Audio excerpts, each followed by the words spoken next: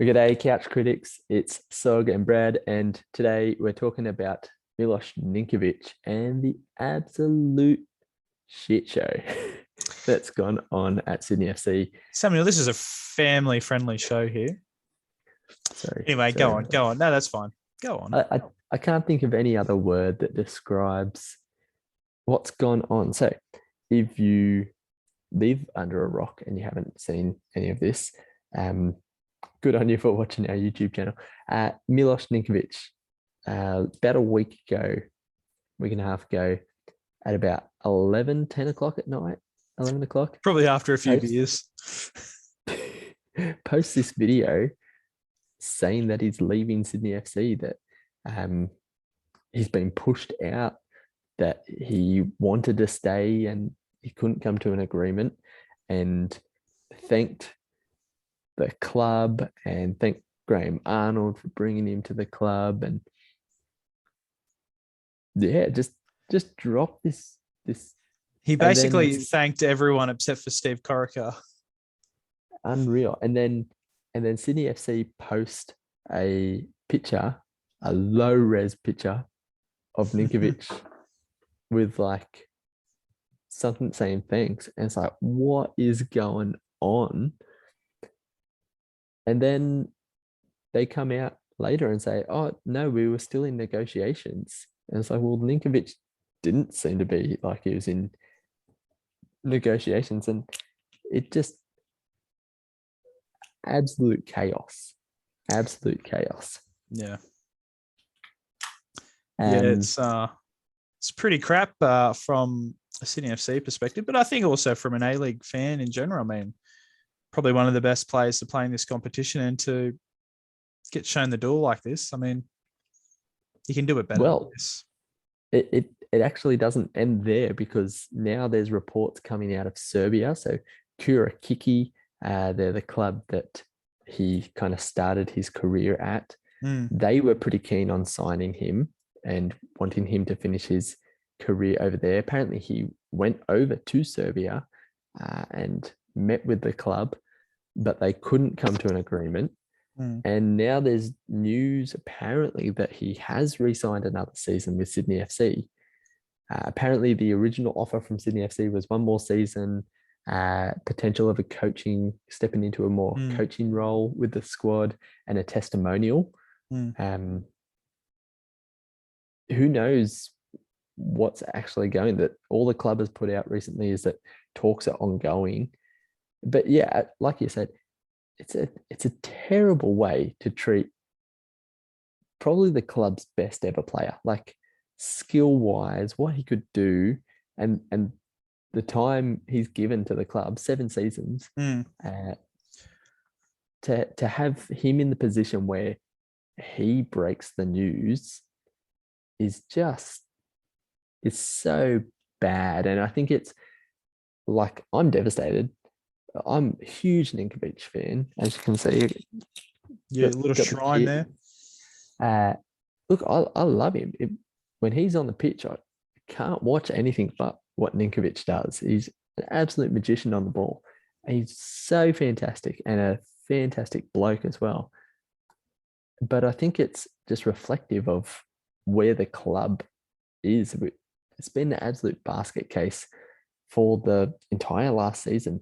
You saw there was just poor planning going into last season, not replacing Ryan McGowan well, having players snatched from us.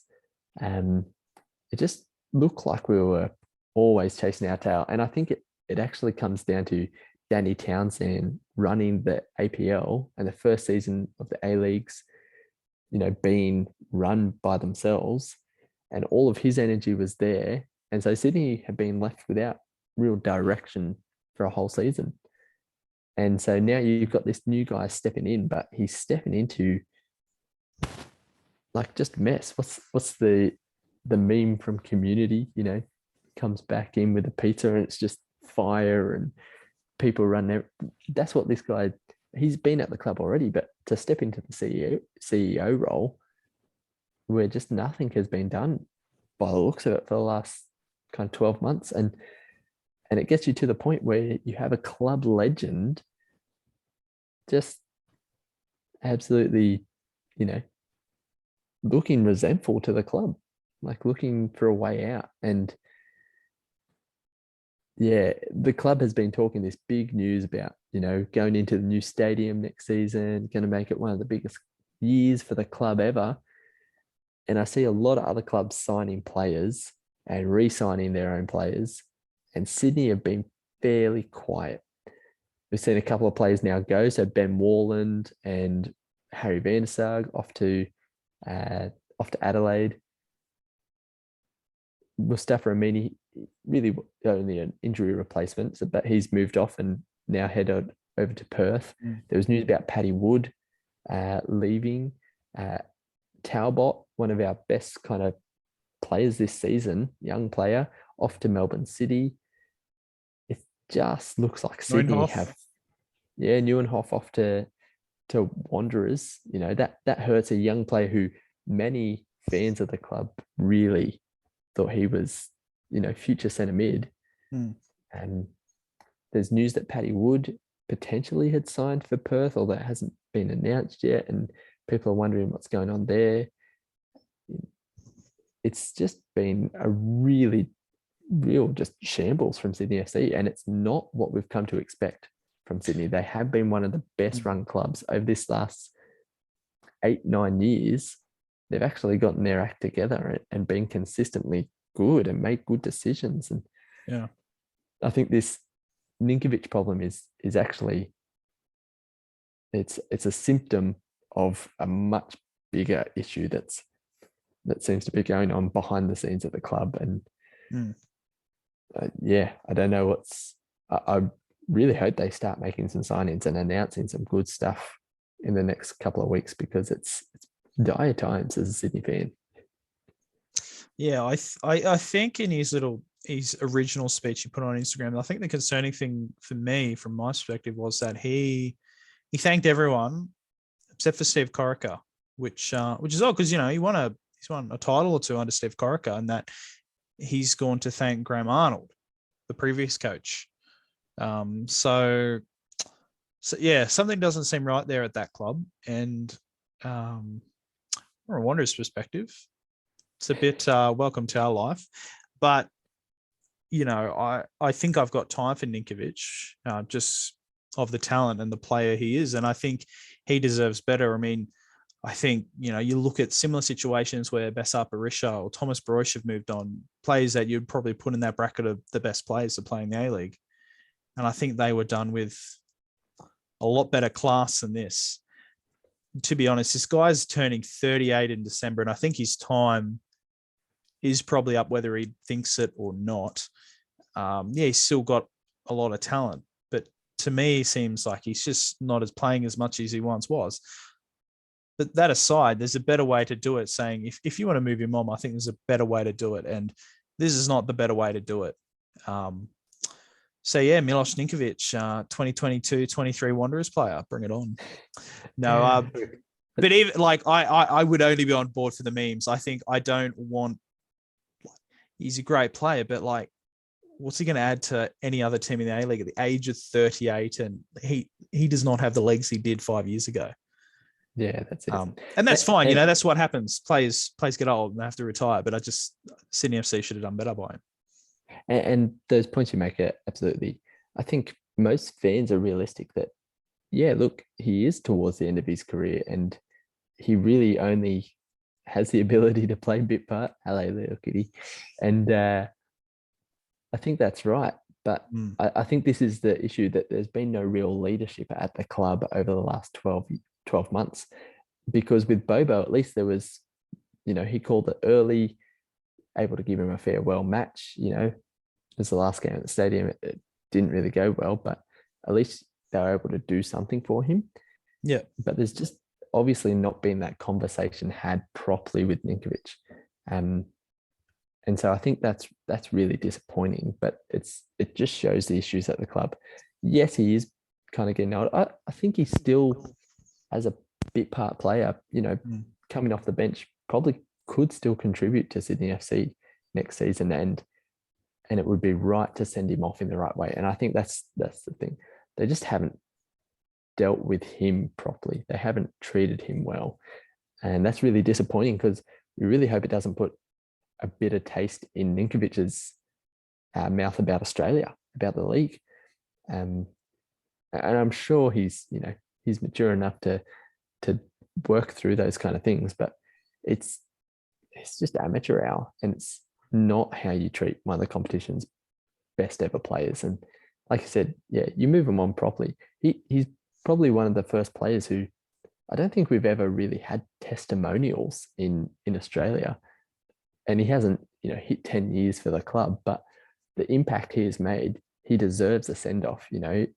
There are so many Ninkovic 10 Sydney FC kits purchased by supporters. He really is a fan favourite, not just of Sydney FC, but the league over, I think. And so he deserves to go out the right way, and we'll have to keep waiting to see what happens in this space, because I really hope we haven't seen the last of him.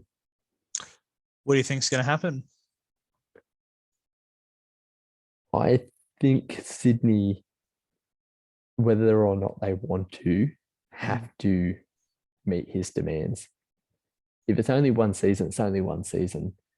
But I think the fans have probably pushed them into a corner that if they don't get him re-signed, there'll be lots of animosity from lots of good supporters. And that's not how you want to bring supporters into a new stadium. So I think, unfortunately, Ninko's kind of forced their hand. And I just wonder what the finances look like, what other kind of transfers they had in mind, and whether the Ninko, surely he can't still be on marquee wages. And so it'd be interesting to see what it does to Sydney's building a squad for next season. But I think they sign him for another year. For me, though, I don't care who the player is. I would not cave to a guy's demands. Whoever's in the wrong, this guy's come out on Instagram and given his thoughts on the club. I don't think any player, whoever they are, is bigger than the club. And, we're all fans of our club and not players. And we can rightly be pissed that, our club has treated a player poorly. But I don't think fans should be moving on because of the way the club's treated Ninkovic. But then also, I don't think Ninkovic should get what he wants. Because that's just the reality. We don't get what we want. If we got what we wanted, none of us be working and we'd be paid by the government to do nothing on big wages. So it's a tricky situation for Sydney FC moving forward, because they want to do right by him, but also they can't bend over backwards for him. They have to, if they don't want him there, so be it. But I think there's a better way to do it. And I think they've probably really ruined any good way to send him off. And that's it. It's just completely, they've shot themselves in the foot no matter which way they go. Either they bend to the demands and they look weak, and they maybe don't get in a player they maybe did want, or they send him off, and there's just a bad taste in everyone's mouth. And so I think, they've just handled it poorly. For it to ever get to this stage is a problem, and that's really disappointing. So look, it's just roll on. Look, there's been some good re-signings from Sydney FC. Luke Bratton's back fit looking for next season.